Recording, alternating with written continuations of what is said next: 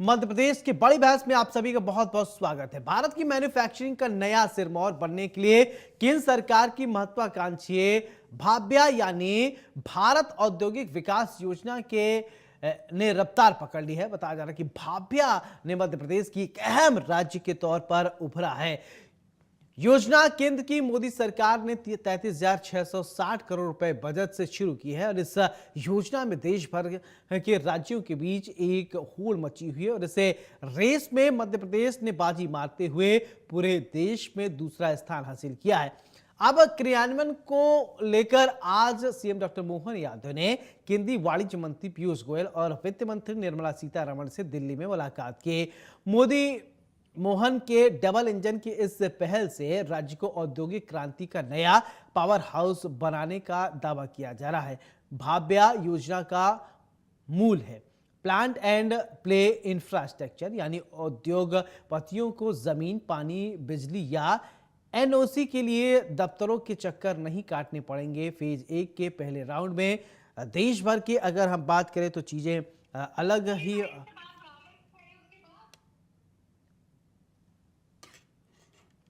मध्य प्रदेश के 87 प्रस्तावों में से एक मध्य प्रदेश ने 11 बड़े प्रस्ताव पेश किए हैं। ये प्रस्ताव प्रदेश भर के अलग अलग कोनों तक 900 एकड़ से ज्यादा क्षेत्र में फैले हैं। 100 अंकों के सख्त मूल्यांकन पैमाने पर राज्यों के प्रस्तावों को परखा गया है, जिसमें लॉजिस्टिक, कनेक्टिविटी और एनर्जी, सिंगल विंडो डिजिटलीकरण को प्रमुख आधार बनाया गया है। मध्य प्रदेश के धार का भेंसोला पार्क देश के सबसे बड़े पीएम मित्र टेक्सटाइल पार्क का विस्तार बनेगा। इसके अलावा उज्जैन, देवास, ग्वालियर, जबलपुर, सागर और रीवा जैसे क्षेत्रों में pharma, automobile, IT, semiconductor, renewable energy sector को बल मिलेगा।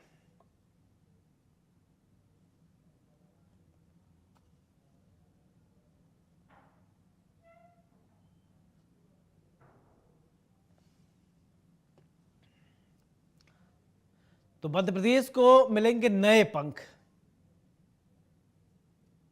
तो फार्मा से लेकर विभिन्न क्षेत्रों में उड़ान, आईटी, सेमीकंडक्टर से रिन्यूएबल एनर्जी तक नई उड़ान।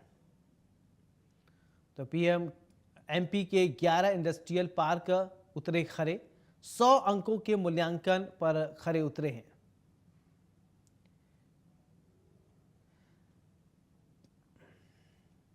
तो भाभ्या योजना ने पकड़ी रफ्तार। तो भाभ्या योजना ने रफ्तार पकड़ी है। इससे सेमीकंडक्टर और रिन्यूएबल सेक्टर में आएगा इन्वेस्टमेंट। उज्जैन में अवंतिका इंडस्ट्रियल सेंटर है। ये बड़ी जानकारी इस वक्त आप देख पा रहे हैं। बड़ी खबर आप देख सकते हैं।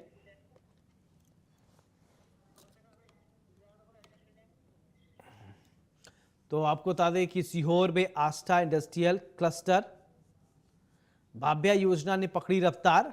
बड़ी जानकारी आप देख पा रहे हैं। सागर में मसवासी ग्रांट इंडस्ट्रियल, गुना में चैनपुरा इंडस्ट्रियल पार्क। तो ये ग्वालियर में बड़ी जानकारी इस वक्त आप देख पा रहे हैं। ग्वालियर में मोहन, अगर हम बात करें तो भाभ्या योजना ने अब रफ्तार पकड़ ली है। तो मध्य प्रदेश को बदलने की पूरी कवायद तेज है। मध्य प्रदेश की दशा, दिशा सब बदलने को लेकर मुख्यमंत्री डॉक्टर मोहन यादव कृत संकल्पित हैं। भाभ्या योजना ने अब रफ्तार पकड़ ली है। मध्य प्रदेश को मिलेंगे नए पंख। तो इस भाभ्या योजना के तहत फार्मा इंडस्ट्री से लेकर विभिन्न क्षेत्रों में अब मध्य प्रदेश ने अब रफ्तार पकड़ ली है। आईटी, सेमीकंडक्टर से रिन्यूएबल एनर्जी की अगर हम बात करें, मध्य प्रदेश के 11 इंडस्ट्रियल पार्क उतरे खरे।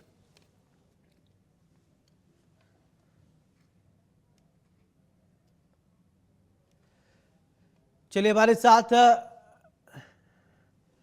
साथ मेहमान जुड़ गए। सबसे पहले परिचय करवाते हैं, फिर इसके बाद चर्चा की शुरुआत करते हैं। दीपक बलेजा जी हैं, बीजेपी के प्रवक्ता, बहुत बहुत स्वागत है। हिमानी सिंह जी हैं, कांग्रेस के नेता हैं, बहुत बहुत स्वागत है। डॉक्टर देवेंद्र विश्वकर्मा जी हैं, अर्थशास्त्री हैं, बहुत बहुत स्वागत है। देवेंद्र जी, चर्चा की शुरुआत में आपसे करना चाहता हूं। ये भाभ्या जो योजना चलाया जा रहा है मध्य प्रदेश सरकार की तरफ से, और उनका ये कहना है कि इससे मध्य प्रदेश के लोगों के दशा दिशा सब कुछ बदलने के लिए सरकार कृत संकल्पित है। सर, सबसे पहले इस योजना को कैसे आप देखते हैं? अनम्यूट कर लीजिए। के द्वारा भारत। जी जी बोलिए सर, आवाज आ रही है। मेरी मेरी आवाज। जी जी, आपकी आवाज आ रही है, बोलिए। भारत औद्योगिक विकास योजना का जो केंद्र सरकार ने सभी प्रदेशों से प्रस्ताव मांगे थे, और लगभग मुझे लगता है कि 11 प्रस्ताव मध्य प्रदेश के स्वीकृत में है। सबसे बड़ी बात है कि चाहे कटनी, उज्जैन हो, रीवा हो, सिवनी हो, धार हो, जबलपुर हो, ऐसे छोटे जिले भी इसमें लिए गए हैं। निश्चित रूप से मध्य प्रदेश की जनसंख्या भी बढ़ रही है, देश की भी जनसंख्या बढ़ रही है, रोजगार के हमको अन्य साधन भी लाने की आवश्यकता है। और ऐसी योजनाओं से तो मध्य प्रदेश को लाभ होगा। एक तरफ तो सरकार को आर्थिक सहायता दे रही है, जी। और अगर इंडस्ट्रीज आती है, बड़ी इंडस्ट्रीज आती है, तो एमएसएमई को, छोटी इंडस्ट्रीज को भी उनसे सहयोग मिलेगा। दोनों एक साथ बढ़ेंगे, मध्य प्रदेश की इकोनॉमी भी बढ़ेगी, मध्य प्रदेश में एम्प्लॉयमेंट भी आएगा, और एक मैन्युफैक्चरिंग हब के रूप में मध्य प्रदेश तेजी से आगे बढ़ेगा।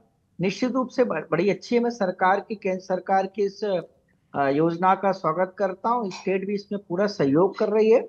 लेकिन ये हमें देखना पड़ेगा, जो जमीन की मांग केंद्र सरकार के द्वारा की गई, ऐसा तो नहीं कि वो एग्रीकल्चर भूमि मध्य प्रदेश सरकार दे, या एग्रीकल्चर जबरदस्ती वो जो भूमि ना छीने। मेरा ये एक विशेष निवेदन सरकार से रहेगा। दूसरा मेरा ये भी है कि ठीक है, अच्छी, मैं इस योजना का स्वागत कर रहा हूँ, लेकिन इम्प्लीमेंटेशन पार्ट तेजी से होना चाहिए। क्योंकि हम पहले भी देखते हैं कि स्मार्ट सिटी, या हमारे मध्य प्रदेश के मुख्यमंत्री तेजी से प्रयास कर रहे हैं, डिस्ट्रिक्ट स्तर पे भी उन्होंने इन्वेस्टमेंट मीट ली, विदेश में भी गए, लेकिन उस तेजी से धरातल पे वो स्कीम्स आ नहीं पाई, एम्प्लॉयमेंट मिल नहीं पा रहा है, और मध्य प्रदेश का यूथ कहीं ना कहीं मध्य प्रदेश के बाहर जा रहा है। तो मुझे लगता है भाव्य योजना का इस हिसाब से तो मैं स्वागत करता हूँ। जिस तरह के सरकार ने इन्वेस्टमेंट की बात की है, 33,660 करोड़ रुपए, ये बड़ी लागत सरकार दे रही है। तो लगभग हमारे 11 प्रस्ताव को तो केंद्र सरकार ने मान्यता दे दी है, लेकिन ऑन द ग्राउंड लेवल कब तक होगा, ये एक बड़ी चुनौती है। क्योंकि जिस तरह का हम सिस्टम देखते हैं, ब्यूरोक्रेट्स का सिस्टम देते हैं, बहुत टाइम लगता है। तो इसलिए मुझे लगता है कि ठीक है, मैं बिल्कुल बिल्कुल मैं इसका हिमानी जी, स्वागत ठीक है। करता हूं। हिमानी जी, मध्य प्रदेश सरकार की अगर बात करें, डॉक्टर मोहन यादव की ये कोशिश है मध्य प्रदेश को एकदम ऊंचाई पे ले जाया जाए, उनका वो लगातार कोशिश पे लगे हुए हैं, और 33,660 करोड़ की योजना मध्य प्रदेश ने पेश किया है। मध्य प्रदेश, तो सबसे पहले इस योजना को कैसे आप देखती हैं? क्या आपको लगता है कि मध्य प्रदेश की दशा दिशा कैसे बदली जा सकती है? कोई सुझाव भी हो तो वो भी आप दीजिए। सर, मुझे मतलब कोशिश में लगे हैं इस शब्द थोड़ा पच नहीं रहा है। फिलहाल मैं ऐसा, जो भी अभी तक डिबेट सुनी मैंने, उसके आधार पर मैं ये कह सकती हूँ कि अगर ये सब कुछ वास्तव में हो जाए तो मध्य प्रदेश, मतलब विपक्ष हो या किसी भी पार्टी से वो करते हो, हम हैं आखिर में मध्य प्रदेश के निवासी, तो हम चाहते हैं कि किसी भी सूरत में हो, कोई भी करे, मध्य प्रदेश का विकास होना चाहिए। तो ये जो कुछ भी हम सुन रहे हैं, ये सब कुछ अगर हो जाए तो शायद हमारे सपनों का मध्य प्रदेश होगा। यहाँ कोई बेरोजगार नहीं होगा, यहाँ सब कोई गरीब नहीं होगा, किसी को लाडली बहना पे निर्भर रहने की जरूरत नहीं होगी, फ्रीबीज स्कीम्स की जरूरत नहीं होगी, सबके पास या व्यापार होगा, जितने क्लस्टर्स आपने गिनाए।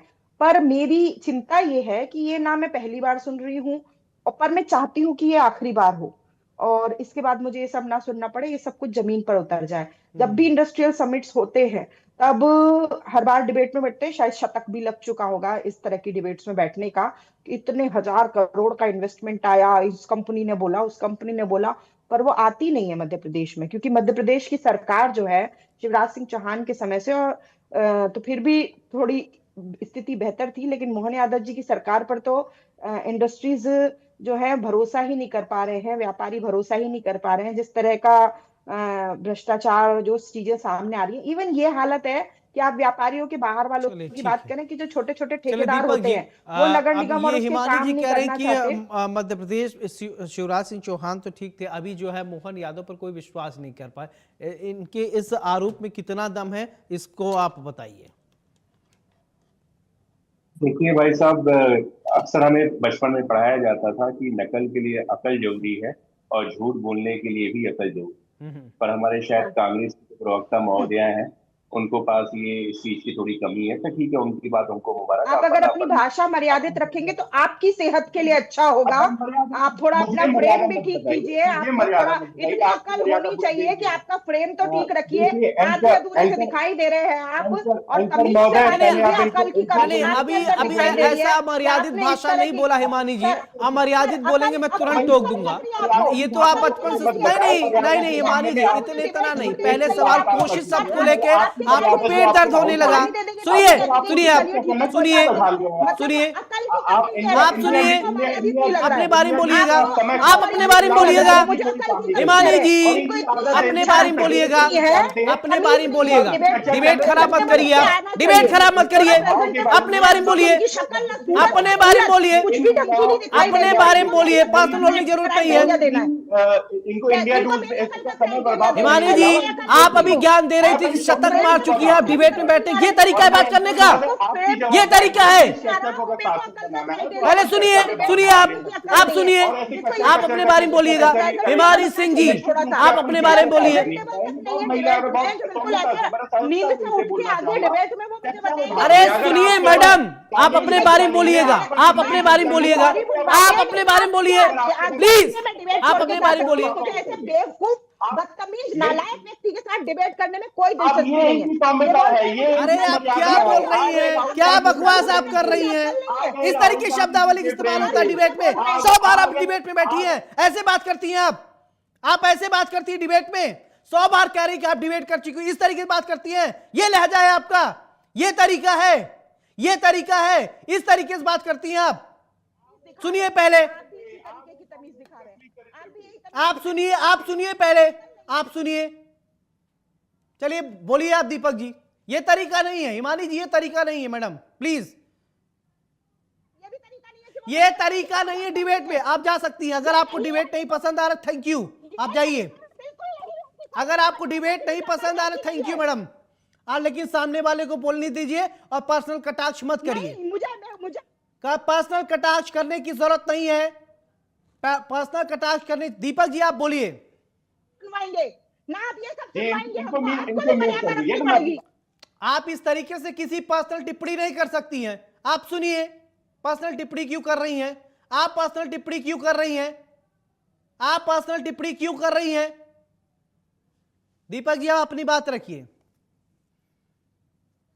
जो ये भाव्या योजना है, निश्चित रूप से भारत में औद्योगिक क्रांति लाने के लिए अपने आप में एक बहुत बड़ा कदम और बहुत ही आप मानेंगे तब मुझे इसकी बेवकूफ की बातें सच्ची होंगी या झूठी कितनी होंगी। हताशा है, मुझे दया आ रही है इनके ऊपर, तरस आ रहा है। अगर इनको आप पानी पिलाइए थोड़ा। मर्यादा सही से नहीं अपने रखेंगे, ऊपर आपको दया डिबेट करो। से हटाना पड़ जाएगा। मुझे मैं बता रहा हूँ, अगर आप सही शब्दों का इस्तेमाल नहीं करेंगी जिस तरह तो आपको जिस तरह डिबेट से की हटाना डिबेट पड़ कर रहे हैं जाएगा। आप, अगर आप सही शब्दों का इस्तेमाल नहीं करेंगी, अगर आप सही दीजिए, शब्दों का इस्तेमाल नहीं करेंगे, डिबेट से हटाना पड़ेगा आपको। सर, आप अगर इनसे सही क्षमा शब्दों का मंगवाइए, इस्तेमाल नहीं इन्होंने बोला करेंगी, मुझे हिमानी जी अकल आप नहीं जाइए, है। आप डिबेट छोड़ सर, दीजिए। अगर शब्दों का सही इस्तेमाल नहीं आपको करेंगी ये तो सही लगता है? आपको ये सही लगता है कि इन्होंने बोला कि मुझे अकल नहीं है? अगर आप क्या मुझे सही बस इतना शब्दों का बताइए। चयन नहीं करेंगे तो माफी के साथ आप डिबेट के साथ जा सकते हैं, डिबेट मैंने छोड़ सकती आपको हैं मैडम। बोला इनको, आप सुनिए पहले, मैंने आपको बोला कि इनकी वो तो बोलिए, आपको अमर्यादित शब्द ही नहीं बोला है, तो आपने बोला त्रिपाठी जी। अभी माफी नहीं, नहीं बोलिएगा, आप चिंता मत करिए, पर्सनल हो बहुत रही बढ़िया। है डिबेट में। पर्सनल, यहाँ पर्सनल लड़ाई है, ये पर्सनल लड़ाई है। आप पर्सनल इन पर टिप्पणी ये कर मुझे रही है। बोल रहे हैं, तो ये मुझे क्यों बोल रहे हैं कि मुझे अक्ल नहीं है? कांग्रेस की प्रवक्ता को अक्ल और नहीं, नकल इस दोनों तरीके चीज आप नहीं डिबेट आती है। खराब बात करिए, जिस मुद्दे बात करने हैं उस पर नहीं, ये करिए। बोलेंगे जहां तो बात चलेगा, करना होता है आप ये लोग बात बोलेंगे नहीं तो करते, चलेगा। मैं सदन में आपकी बात गालियां करना हो वहां से सुनने आप हट आई जाएंगे, हूं। डिबेट खराब मैं कर रहे हैं आपकी आप। नहीं, गालियां इस तरीके से नहीं होता है। दीपक जी आप अपनी बात रखिए। ये सुनने आई हूँ यहाँ अरे पे मैं कि अकल है कंटिन्यूअसली कि नहीं है? आप शांत रहेंगी, आप इनको शांत म्यूट कर रहेंगी, दीजिए, अपनी बात आपने कर बोला दीजिए। कुछ हमारी आप कृपया शांत म्यूट कर रहेंगी। दीजिए, मैं बात आप सुनिए, आप सुनिए, शायद आप उन्होंने पहले पहली बोलने बार नहीं दे रही देखी है। नहीं लग रहा है आपको? मैडम, अमर्यादित क्या नहीं लग रहा है उसको? मुझे बहुत दया आ रही है बहुत कि आपको विनम्रता के अमर्यादित साथ नहीं कह लग रहा रहा हूं, है। आप शांत रहिए, सुनिए प्लीज, अपनी बात रखने दीजिए। इनको बोलिए शब्दों की मर्यादा का ध्यान रखें, उनको भी बोल दीजिए आप। अरे वो सुन रहे हैं भाई, आप बोलिए दीपक जी, अपनी बात रखिए। हाँ, वो बोल रहे हैं, जिस ये सुन मुद्दे रहे पे आप हैं। बात कर वो रहे हैं, ये आप बात बोल नहीं रहे हैं करने कि दे रही तुम्हें है। अकल नहीं है, और वो माननीय सुन एंकर रहे हैं। महोदय, मैं बोलूं? हाँ हाँ बोलिए। या तो जी, अब अपन भाव्या, इन्होंने आपका चैनल का समय बर्बाद किया, इनकी तरफ से मैं आपके चैनल से माफी अब मांगना आप फिर चाहता फालतू की बातें, कैसा बेवकूफ इन्होंने आदमी है पहली ये? बार कैमरा देख लिया होगा, शायद इसलिए हो रहा होगा, पर मैं भाव्या पे आना चाहता हूँ।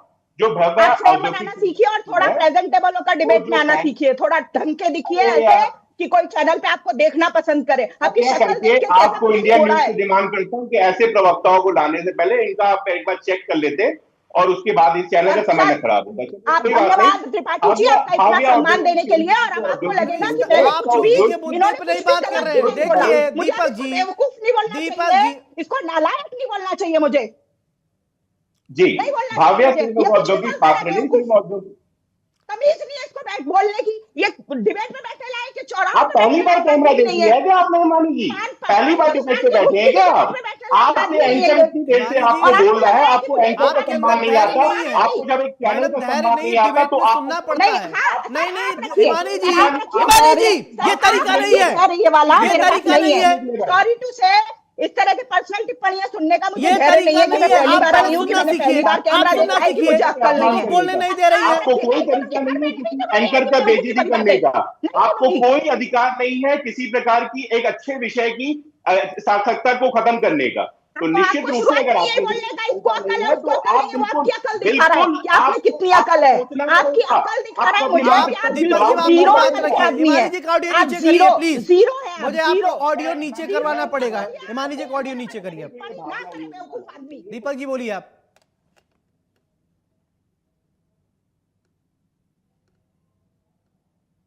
ठीक है, ऑडियो अपनी भारतीय जनता पार्टी के कार्यकाल में 300 से ऊपर औद्योगिक केंद्र लगा चुकी है और उसी दशा में हम बहुत तेजी से आगे बढ़ रहे हैं। और जो हमारे डबल इंजन की सरकार है, माननीय मोदी जी और माननीय मोहन यादव जी, और उन दोनों ने मिलकर जो इस भाव्य योजना में पूरे, आपने भी अपने रिपोर्ट पे बताया कि पूरे प्रदेश में दूसरा नंबर जब ये हमें अपने जो 100 अंकों की मार्कशीट थी उसमें लाई गई, तो उससे हमारा जो दूसरा नंबर आया उसके लिए हम अपने आप को बहुत गौरवान्वित करते हैं। उसके बाद गुना, ग्वालियर, धान, उज्जैन, रतलाम, सागर, सत्ता जैसे बड़े औद्योगिक केंद्रों को जो गति मिलेगी, इससे निश्चित रूप से ही मध्य प्रदेश का आंकड़ा बदलेगा। अभी हमारी कांग्रेस प्रवक्ता महोदय बोल रही थी कि ये बड़ी बड़ी बातें हैं, तो मैं इनको चैनल के माध्यम से आपके बताना चाहूंगा कि हमारे कार्यकाल में जो हमारी रीजनल कंसोलिडेशन हुई और उसकी एक लंबी चौड़ी हमारे पास लिस्ट है, जो जो इंडस्ट्री हमारे पास तथ्यात्मक तरीके से और बड़ी सौम्यता तरीके से आपके बात रखना चाहूंगा कि मकैन के जैसी कंपनियां, अशोक लीलैंड जैसी कंपनियां, और जो मुख्यतः मैं अब विंध्य क्षेत्र से आता हूं, तो विंध्य क्षेत्र सीमेंट क्षेत्र में अपने आप में हम माना जाता है। उसके बाद आप निजी क्षेत्र में बात करें तो महिंद्रा टू व्हीलर से लेकर पीथम ऑटोमोबाइल से लेकर ऑटो डस्टिंग से लेकर, ये इनको माननीय एंकर महोदय आपके चैनल को ब्लैकलिस्ट कर देना चाहिए। अगर मुझे अपनी बात में इनको बस हो जाइए ब्लैकलिस्ट, हो जाइए आप ब्लैकलिस्ट। आपको हिंदी बोलते नहीं आती। अच्छा एक मिनट आप रुकिए दीपक जी, एक मिनट, ठीक है दीपक जी, एक मिनट बताइए हिमानी जी क्या हुआ, क्या दिक्कत आ रही है, बताइए क्यों इस तरीके से डिबेट आपको पता है? हाँ बताइए क्या दिक्कत आ रही है। सर आपको भी पता है ना, मैं इंडिया न्यूज पे पहली बार डिबेट में बैठी हूं। ठीक है मैडम, मैं वही यही समझना चाह रहा हूं आपने मुझसे कि पूछा आप कंटिन्यूअसली ऐसे आपको बहस करनी है, हम्म क्रॉस करते रहेंगे तो आधा घंटे करते रहेंगे। इन्होंने अपने स्टेटमेंट की शुरुआत की कि मुझे नकल करने तक की अकल नहीं है। आपके लिए नहीं होगा, मेरे लिए ऑब्जेक्शनेबल स्टेटमेंट है। फिर उसके बाद ये बोल रहे हैं दया आती है, ये पहली बार कैमरे पे बैठी हैं। आप देखिए, जो ये व्यक्ति प्रेजेंटेबल होकर प्रवक्ता बनके नहीं बैठा है, जिसका फ्रेम तक ठीक करना नहीं आता, वो मुझे अकल का ज्ञान दे रहा है। आप भी त्रिपाठी जी जानते हैं ना, मैं आपके चैनल पर पहली बार आई हूँ, मतलब कई सालों से मैं आपके साथ डिबेट कर रही हूँ, लेकिन इस तरह की बदतमीजी किसी ने कभी नहीं की। चलिए ठीक है, बदतमीजी फिर उन्होंने बताऊं नहीं कि वो हाँ भैया हम पर मेरे को जो बदतमीजी मेरी जिस नजर में विषय होगी, पे हम उसका चर्चा certificate करने नहीं आए हैं दे हिमानी सकती जी, हूँ। उस पर हम बात कर लें। जिस तो विषय के लिए उनको आपको हमने आमंत्रित किया है, विषय से शुरू नहीं, करना जिस चाहिए विषय पे हमने कि आपको उनको आमंत्रित नहीं किया उस पर हम बोलना बात चाहिए कर लें। कि आप अगर प्रवक्ता डिबेट के से बारे में बात क्यों कर रहे हैं, आप टॉपिक के बारे में बात कीजिए। आप वही उनको मैं बोलिए कह रहा ना, हूँ, जिस उससे विषय ज्यादा, पे हम मुझसे चर्चा ज्यादा करने हैं उस पर। अच्छा ठीक उनसे है, बोलिए ना ये बात कि वो बार बार कांग्रेस प्रवक्ता के ऊपर क्यों आ रहे हैं, वो टॉपिक पे क्यों नहीं रह रहे हैं। वो कांग्रेस निश्चित रूप से मैं बहस आपसे कर रहा हूँ, मैं आप पे नहीं आऊंगा तो मैं बीएसपी के प्रवक्ता के पास नहीं जाऊंगा, मैं शिवसेना के प्रवक्ता से नहीं कहूंगा। मैं अगर बात कर रहा हूँ तो कांग्रेस प्रवक्ता से ही मारूंगा। और अगर आप झूठ फैलाएंगे, अगर आप भ्रम फैलाएंगे तो आपको लगता है कि ये सर्टिफिकेट देंगे कि किसको ब्लैकलिस्ट होना चाहिए, किसको नहीं, और आपको ये भी ऑब्जेक्शनेबल नहीं लग रहा है कि ये ब्लैकलिस्ट करेंगे। अब देखिए आप लोग जिस देखिए मैडम और दीपक जी, बहुत लोग आप लोगों को देख रहे हैं, आप लोगों के बिहेवियर को बहुत लोग देख रहे हैं। मैं ये नहीं चाहता, देखिए अब मेरे पास इतना समय तो है नहीं, मैं सिर्फ आप लोगों की लड़ाई सुलझाता रहूं। मैं सिर्फ विषय पर ही बात करूंगा, जिस विषय के लिए आपको आमंत्रित किया हूं। ठीक है, चलिए देवेंद्र जी, ठीक है देवेंद्र जी, मैं ये ठीक है, आप दोनों अब थोड़ी देर शांत रहिए, आप दोनों थोड़ी देर शांत रहिए, थोड़ा रिलैक्स हो जाइए। देवेंद्र जी, मेरा सवाल आपसे कि अब क्या लगता है कि धरातल पे इसको कैसे क्रियान्वित किया जाए? आप कह रहे थे थोड़ा टाइम टेकिंग है, इससे पहले भी कई सारे इन्वेस्टर समिट हुए, उसका क्या हुआ? मध्य प्रदेश को वास्तव में अगर इकोनॉमिकली बहुत साउंड कर रहा है तो क्या क्या स्टेप्स हो सकते हैं? देवेंद्र जी। देखिए, सबसे अच्छी बात, मध्य प्रदेश का आज इंफ्रास्ट्रक्चर बहुत मजबूत है। स्किल्स की कमी नहीं, यूथ हम मैन पावर हमारे पास है, और ऐसे इंडस्ट्रीज की आज हमको आवश्यकता है। देखिए, सेंट्रल गवर्नमेंट ने 100 पार्क ऐसे बनाने की बात की भाव्या के तहत। अभी हमको 11 प्रस्ताव हमारे डीपीआर मंजूर हो गए, ऐसा नहीं कि 11 होंगे। अगर हम तेजी से काम करते हैं, तेजी से इंफ्रास्ट्रक्चर लाते हैं, तो सेंट्रल गवर्नमेंट को सेटिस्फाइड करते हैं, तो हो सकता है हमको 25 भी मिल सकते हैं। सबसे अच्छी बात है कि इसको रीजनल लेवल पे हम महाकौशल के क्षेत्र में बात करें, विद्या के क्षेत्र में बात करें, बुंदेलखंड के क्षेत्र में बात करें, सभी क्षेत्रों में उन्होंने इस पार्क की देने की बात की है।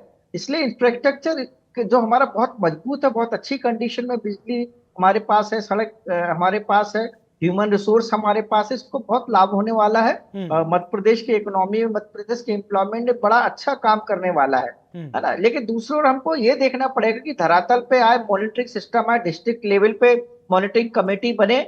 इस ओर हमको विशेष ध्यान देने की आवश्यकता है। अगर तेजी से हम काम करते हैं तो सेंट्रल गवर्नमेंट और तेजी से फंड देगी, और भी हमको प्रस्ताव हमारे मंजूर कर सकती है। तो मुझे लगता है इसका तो मैं स्वागत करूंगा, और ऐसे ऐसे हमको भाव्य योजना और आवश्यकता है। अगर हम 100 में से लगभग 30% इसमें अगर तेजी से काम करते हैं, क्योंकि इसमें जमीन एक बड़ा मुद्दा है, क्योंकि उनको जमीन चाहिए। और सबसे अच्छी बात जो वेल्डर की बात की है, इसमें छोटे जो समूह हैं, एमएसएमई, उनको भी इससे जोड़ने की बात की है, उनको उनका भी सहयोग लेने की बात की है। ऐसा नहीं कि एक बड़ी इंडस्ट्रीज। और अच्छी बात ये रहेगी, हम सब जानते हैं कि मध्य प्रदेश एग्रीकल्चर लैंड है, एग्रीकल्चर बहुत अच्छा यहाँ प्रोडक्शन है। अगर एग्रीकल्चर बेस्ड इंडस्ट्री आती है, मशीनरीज आती है, मैन्युफैक्चरिंग में हम बहुत तेजी से आगे बढ़ सकते हैं। हमारा ट्रांसपोर्ट बहुत अच्छी पोजीशन पे, हमारा रोडवेज हमारी बहुत अच्छी पोजीशन पे है। तो मध्य प्रदेश को बहुत लाभ लेने की आवश्यकता है इससे, और सेंट्रल गवर्नमेंट अभी और देगी। अगर हम जितने तेजी से काम करेंगे, उससे ज्यादा हमको ये दे सकती है। मुझे लगता है कि सरकार को इसमें बहुत तेजी से फोकस करना चाहिए। सेंट्रल गवर्नमेंट को बताना चाहिए कि हमारे पास जमीन है, हमारे पास इंफ्रास्ट्रक्चर है, हमारी ये इकोनॉमी पॉलिसी है, हमारी ये सोशो पॉलिसी है, तो इसमें हमें और लाभ होगा तेजी से। ठीक है हिमानी जी, चलिए अब फाइनल कमेंट की तरफ मूव करेंगे। फाइनल कमेंट आप अपनी बात रखिए, अब आपके बीच में कोई नहीं बोलेगा। हाँ, मैं बिल्कुल यही चाहती हूँ कि ये जो कुछ भी हम सुन रहे हैं, ये सब कुछ मध्य प्रदेश के धरातल पर उतरे और मध्य प्रदेश के युवाओं का, हर परिवार का जीवन सुखमय हो। लेकिन इसके पीछे जो विसंगतियां, जिन चीजों को रोक रही थी, सरकार को सबसे पहले उनके ऊपर काम करने की जरूरत है। जैसा कि हमारे अर्थशास्त्री भाई ने भी बताया कि कुछ चीजें ऐसी होती हैं जिनकी वजह से ये सब चीजें जमीन पर नहीं उतर पाती। तो उन सब चीजों पर, महंगी बिजली, जमीन वो कृषि वाली ना हो, जो वैसी सरकारी जमीनें पड़ी हैं उनका उपयोग किया जाए, और व्यापारियों के लिए चीजें ऐसी सुलभ बनाई जाए कि उन्हें हमारे मध्य प्रदेश में व्यापार करना एक घाटे का और दिक्कत का सौदा न लगकर वो अपना भी फायदा करें और हमारे मध्य प्रदेश का भी फायदा करें। इसकी ओर पहले ज्यादा काम किया जाने की जरूरत है, तब हम ये सोच पाएंगे कि ये सब चीजें जमीन पर, धरातल पर उतर पाएंगी। ठीक है Deepak ji, final comment please. जी, फाइनल कमेंट मेरा यही है कि आज ये जो भाभा योजना के तहत हमारे 11 जो इंडस्ट्रियल पार्क प्रस्ताव हुए हैं, वो कोई नई बात नहीं है। इसके पहले भी हमने 300 इंडस्ट्रियल पार्क मध्य प्रदेश में विकसित किए हैं, और उसमें बहुत तेजी से काम किया। और मैं बताना चाहूंगा कि संभागीय स्तर पे जो कॉन्क्लेव आयोजित किए गए, उसके तहत 58% निवेश जो है धरती पे आ चुका है। और जो इंडस्ट्रियल यहाँ पे रोजगार नहीं लगा रहा है, सिर्फ जमीन आवंटन लेके बैठा हुआ, उसका आवंटन कैंसिल करने की भी काम जो है वो भारतीय जनता पार्टी की सरकार कर रही है। और इसी के फलस्वरूप मध्य प्रदेश और देश और विदेशी जो सबसे बेस्ट कंपनियां हैं, वो यहाँ पे बहुत तेजी से विस्तार कर रही हैं, बहुत तेजी से उनका यहाँ पे उनका उद्योग लग रहे हैं। और निश्चित रूप से इस भाभा योजना के बाद जो जमीन की बात आई, हमारे परम सम्मानीय अर्थशास्त्री महोदय जो बात कर रहे थे, तो जमीन की कोई कमी नहीं है। 9,000 एकड़ की जो जमीन की प्रस्तावना है, वो हमारे द्वारा दी गई है। और निश्चित रूप से जो सारे मापदंडों को पार करते हुए आज हम इस दूसरे नंबर पे पहुंच चुके हैं। तो माननीय मोदी जी का जो विश्वास उन्होंने किया है, जो हमारे मध्य प्रदेश के ऊपर, उस विश्वास को कायम लिए हम बिल्कुल बहुत तेजी विश्वास से को काम कायम करेंगे। रखना है और आगे बढ़ना है। और बहुत बहुत शुक्रिया आप तीनों खास मेहमानों को हमारे साथ बड़ी बहस में चर्चा करने के लिए। तो मध्य प्रदेश को विकसित मध्य प्रदेश बनाने के लिए, मध्य प्रदेश को आगे ले जाने के लिए लगातार सरकार प्रतिबद्ध है, कृत संकल्पित है और इन्वेस्टर समिट लगातार जारी है। देखना होगा मध्य प्रदेश की दशा दिशा कितनी जल्दी बदल जाती है। बड़ी बहस में मेरे साथ फिलहाल इतना ही। नमस्कार।